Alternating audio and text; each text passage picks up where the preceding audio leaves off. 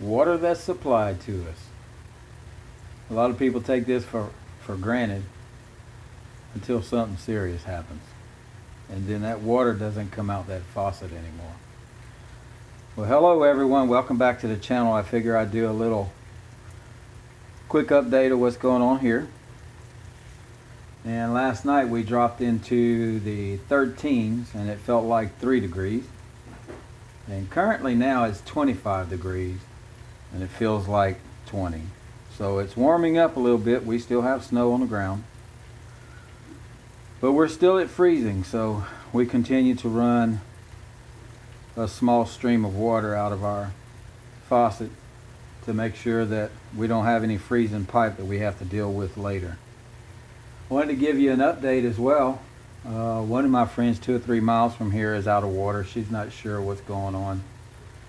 Lake Charles, Louisiana, which is about 30 minutes from me, is asking everyone in their city to stop running water.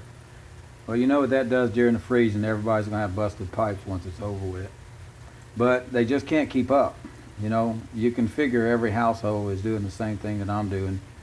And some are running it a little bit more than just the thickness of a pencil coming out the faucet, which should be smaller than that. But when I try to run it that small, then it eventually just stops. So I'm going to keep it like this.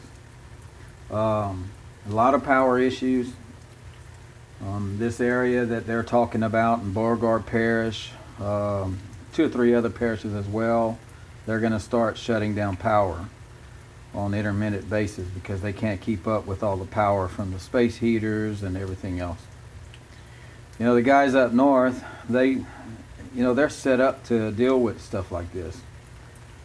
Our area, we're not used to dealing with major freezes, so we don't have all of the things in place like others do. Even the ones up north, they have issues, some people, especially the older houses with no insulation, or the insulation dropping down between the walls, and it just stays cold no matter if you put heat in it, because when it gets too cold, it only depends upon what you have the heat with, as if you're going to stay warm.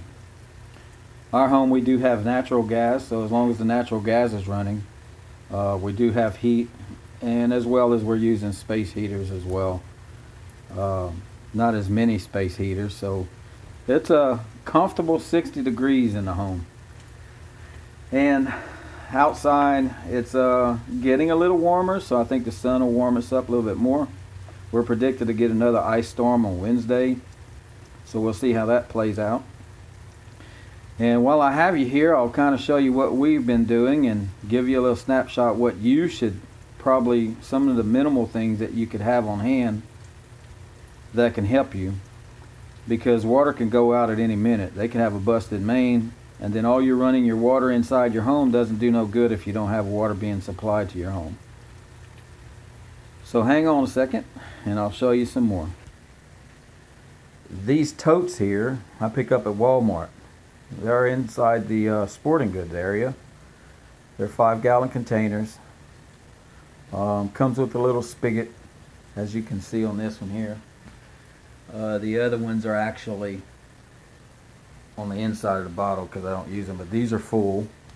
And this is for, and just in case the water does shut down.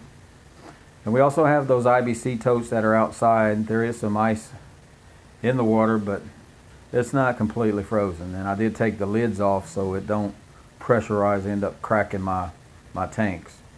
So we have that water available as well if we need it for flushing.